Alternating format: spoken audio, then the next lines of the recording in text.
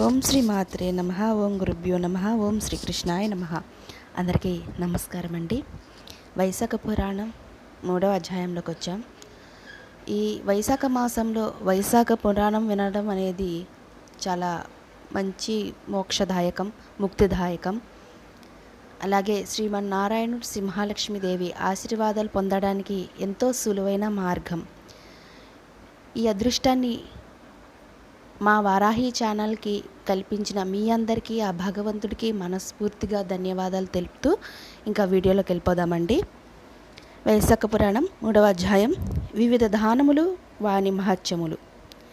నారద మహర్షి మాటలను విని అంబరీష మహారాజు నారద మహర్షికి నమస్కరించి, మహర్షి, వైశాఖ మాసమున చేయదగిన దానములేంటి? మరియు ఇంకనూ ఉన్నవా? అవేంటి? వాటి ఫలితాలేంటి అని దయదలిచి వివరించమని కోరెను. అప్పుడు నారద మహర్షి ఇట్లు చెప్పాను. చల్లని గాలి తగులుతూ సుఖనిద్ర కలిగించు పర్యాంకములు అంటే మంచము కన్నా సద్బ్రాహ్మణుడు గృహస్థమునకు దానమిచ్చిన వారు ధర్మ సాధనకు హేతువై శరీర వ్యాధి బాధలు లేకుండా జీవింతురు. ఎట్టి తాపత్రయములు ఆది వ్యాధులు లేకుండా సుఖముగా జీవితురు. ఇహలోక సుఖములు అనుభవితురు. పాపము లేకుండానుందురు. అంతేకాదు, మహాయోగులకు సైతం పొందలేని అఖండ మోక్ష సామ్రాజ్యమునందుందురు. వైశాఖ మాసం ఎండలకు బాధపడిన వారికి బ్రాహ్మణ శ్రేష్ఠులకు శ్రమను పోగొట్టునట్టి ఎత్తువ పర్యాయము చేసినను ఇహలోకము నెట్టి బాధను పొందుదురు. సత్పురుషుడు సద్బ్రాహ్మణుడు ఆ శయనముపై శయనించి కూర్చునునను దానము ఇచ్చినను తెలిసి తెలియక చేసిన సర్వ పాపములను అగ్నిచే కర్పూరము దహించబడినట్లు నశించును. ఇహలోకమున సుఖములు అనుభవించి మోక్షము పొందెను. స్నానమాత్రమునై పుణ్యఫలమిచ్చు వైశాఖ మాసము కసిపును అంటే పరుపు లేక వస్త్రములు మంచంపై ఉంచి అచదనము గల పరుపును ఉత్తమోత్తమైన ఆహారమును దానము చేయువారు చక్రవర్తులై తమ వంశం వారితో పాటు శారీరక మానసిక బాధలు లేకుండా సుఖశాంతులతో అభివృద్ధి నొందుదురు. ఆరోగ్యము కీర్తి ప్రతిష్టలు పొందుదురు. 100 తరములు వారికి వాని కులమునకు ధర్మహీనుడు జన్మింపడు. తుదకు ముక్తిని నొందుదురు. సూత్రయుడు అయినను సద్బ్రాహ్మణునకు ఆ మంచముపై పరుపుతో పాటు దిండును కూడా దానమిచ్చినచో సుఖనిద్ర కారణమైన మంచమును పరుపును దిండు ఇచ్చుటచే ఆ దాతకు అందరకు అన్ని విధాల ఉపకారము చేయువాడై ప్రతి జన్మయందు సుఖవంతుడై భోగవంతుడై ధర్మపరాయణుడై అన్నిటా విజయముంచుదుడు. 7 జన్మల వరకు మహావైభోగముగా గడిపి తుదకు ముక్తిని పొందుదురు. తనతో పాటు 7 తరతరాల వానికి ముక్తి కలిగించును. గడ్డి తుంగ మునవాంచై నిర్మితమైన చాపను దానమిచ్చినచో శ్రీ మహావిష్ణువు సుప్రీతితోనే దాని యందు శయనించును. ఊర్న ఉన్ని గొర్రె బొచ్చు నీటి యందు పడినను తడవనున్నను. అట్లే పర్యాయకము శయనదానం చేసిన వారు సంసార సముద్రమునున్న ఆ వికారములన్నిటినీ సిద్ధిని పొందుదురు. అట్టి పర్యంక శయనదానమును చేయలేని వారు చాపనైనను దానము చేయవచ్చును. రాజా, వైశాఖ మాసమున కంబలి దానము చేసిన వానికి అపమృత్యు పోగొట్టి చిరకాలము నిశ్చింతముగా సుఖజీవనము కలిగించును. ఎండచే పీడించబడిన వానికి వస్త్రదానము చేసినచో పరిపూర్ణ ఆయుర్దాయము ఉండును. తుదకు ముక్తిని కూడా పొందును. తాపమును పోగొట్టే కర్పూరము దానమిచ్చినచో ముక్తి ఆనందము కలుగును, దుఃఖమును నశించును. ఉత్తమ బ్రాహ్మణునకు పుష్పములు దానమిచ్చినచో సర్వజనులు వశపరుచుకునే మహారాజే చిరకాలము సుఖించును. కుమారులు మనువులు మునిమనులతో సర్వ సౌఖ్యములను పొంది ముక్తిని పొందుదును. సూర్యుడు మేషరాశిలో ఉండగానే వైశాఖ మాసమున కర్పూర తాంబూలం దానమిచ్చినచో చక్రవర్తి మోక్షమును పొందును. చర్మమునకు ఎముకలు గల సంతాపమును పోగొట్టు చందన దానము ఇచ్చినచో సంసార తాపత్రయము నశించి సుఖము నుంచి దుఃఖములు పాపములు లేకుండా జీవించి ముక్తిని పొందును. కస్తూరి మునుగు సుగంధ ద్రవ్యాలు దానమిచ్చినచో ఎట్టి బాధలు లేకుండా జీవించి మోక్షము పొందును. పద్మాలను గాని అడవి మల్లెలను గాని మాలను గాని దానమిచ్చినచో చక్రవర్తి సర్వజన మనోహరుడై చిరకాలము జీవించి ముక్తిని పొందును. వైశాఖ మాసమున మొగలి మల్లెపూలు దానమిచ్చినచో మధుసూదను అనుగ్రహమును సుఖభోగములు పొంది ముక్తిని పొందును. పోక చెక్కలను సుగంధ ద్రవ్యములు కొబ్బరికాయలను దానమిచ్చినచో 7 జన్మల వరకు బ్రాహ్మణుడై జన్మించి వేద పండితుడై ధనవంతుడై ఉండి 7 తరముల వారితో కలిసి ఆనందం పొందును. సద్బ్రాహ్మణుని ఇంట్లో విశ్రాంతి మండపమును కట్టించి ఇచ్చినచో వాని పుణ్యము ఇంతని చెప్పుటకు మాటలే లేవు.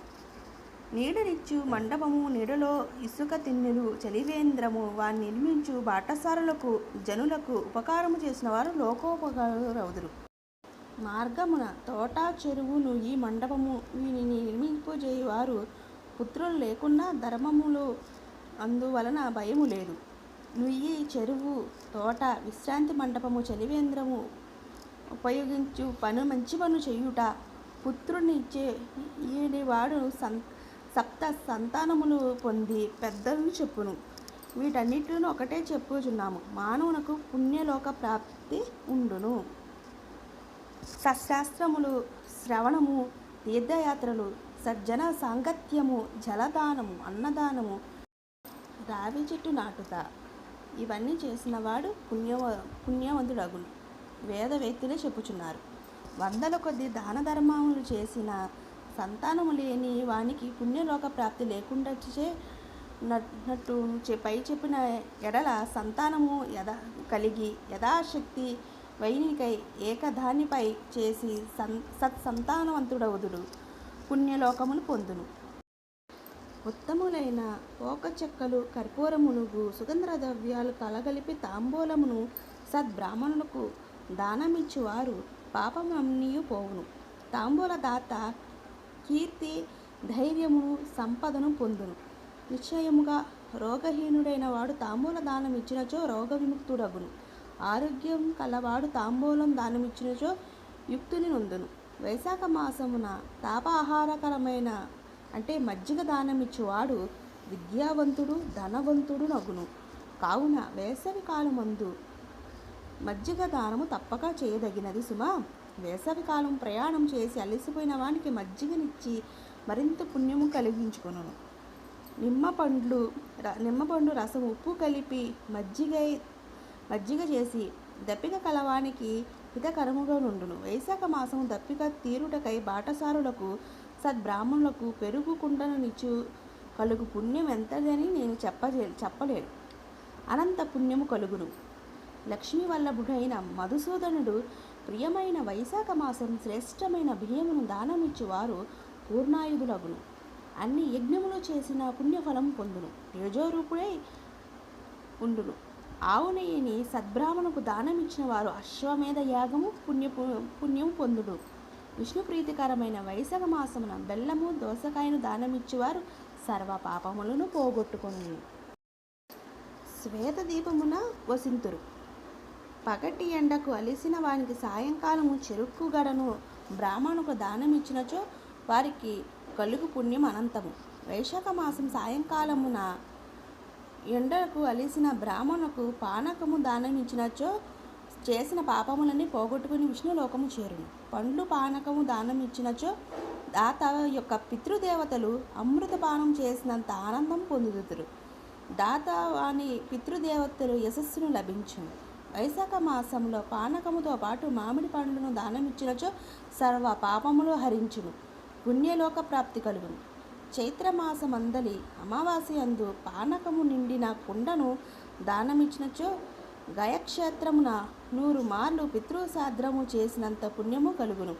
ఆ పానకము కస్తూరి కర్పూరము ఒట్టివేలు మునుగు వాణిని కలిపి చైత్రమాసమందలి అమావాస్య అందు దానమిచ్చినచో వివిధ రీతుల్లో చేయవలసిన శాస్త్ర కర్మలు నిర్వహించి పుణ్యము కలుగును అని నారదుడు అంబరీష మహారాజుకి వివరించాను. వైశాఖ మాసం 3వ అధ్యాయం సంపూర్ణం. వైశాఖ మాసంలో ఇచ్చు అన్ని దానముల కన్నా దారిన పోయిన బాటసార్లకి ఎండలో కాసిన నీళ్ళిచ్చినా కూడా ఎంతో పుణ్యము. మనం చేసిన సర్వ పాపములు నశించి విష్ణులోక ప్రాప్తి కలుగును. కావున అందరికీ మంచి జరగాలని మనస్ఫూర్తిగా కోరుకుంటూ ఆ శ్రీ మహావిష్ణువు శ్రీ మహాలక్ష్మీదేవి ఆశీర్వాదం మీ అందరికీ ఉండాలని వారాహి ఛానల్ మనస్ఫూర్తిగా కోరుకుంటుంది. సర్వేజన సుఖినో భవంతు. ఇంకొక మంచి వీడియోతో మళ్ళీ మీ ముందుకు వస్తాం. అందరికీ ధన్యవాదాలు.